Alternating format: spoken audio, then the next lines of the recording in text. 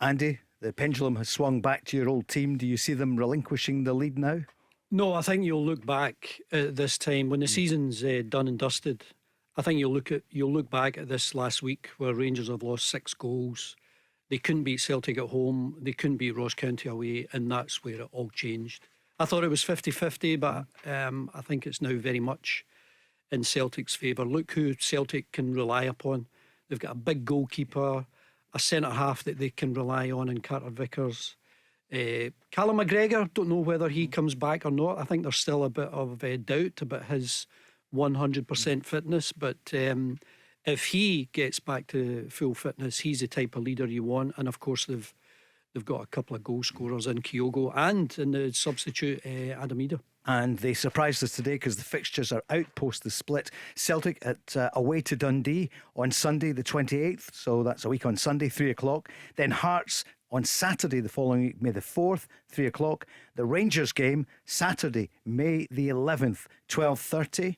And then Kilmarnock away midweek, May the 15th at 7:30. And then the final game of the season, May the 18th, 12:30, St Mirren at home. And for Rangers, St Mirren away, that's the first game. Then that's on the 28th as well. Then on the 5th, Kilmarnock at home, Celtic on the 11th as we mentioned. Then Dundee at home, so they play them again.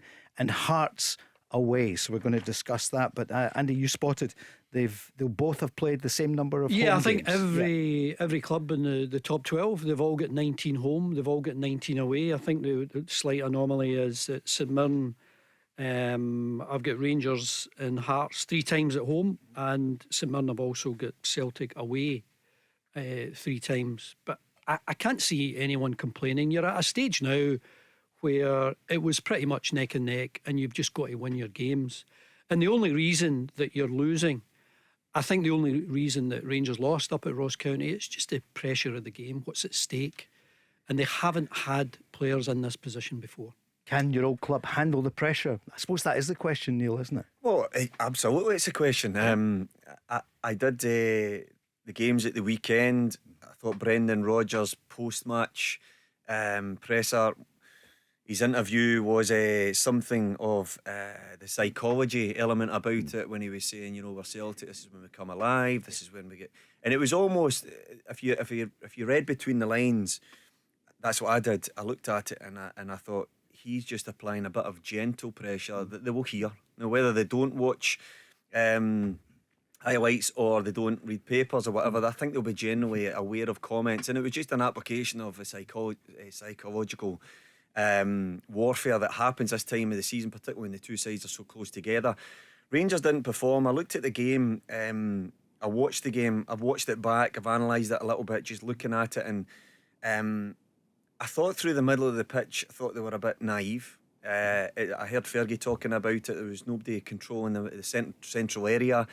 I feel that when you go to places like that, given how Ross County had shaped up, I said to you when we did the show a couple of weeks ago, or was it only a week ago, we were talking about where both sides could they be vulnerable, and I felt down the sides. So because of both sides attack so aggressively from the fullback areas, they got a lot of width out of the fullbacks, that down the sides would be where they could be caught. And when you look at the first goal, you took a look at Simon Murray pulling into that channel. He starts central, he pulls into, he knows that Tavernier's gone.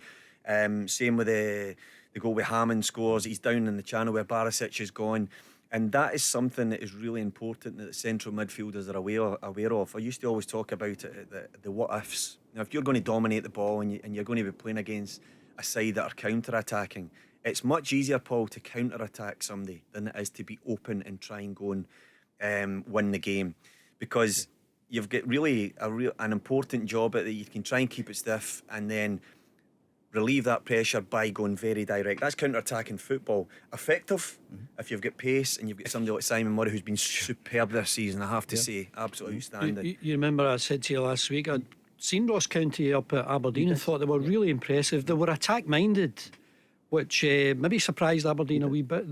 They've got so much to still play for, Ross County, and that really has brought Aberdeen back into the mix in terms of that last playoff spot. I think we all accept that Livingston are going to go down. The playoff spot, Ross County, St Johnstone, possibly Aberdeen. There's still a lot to play for there.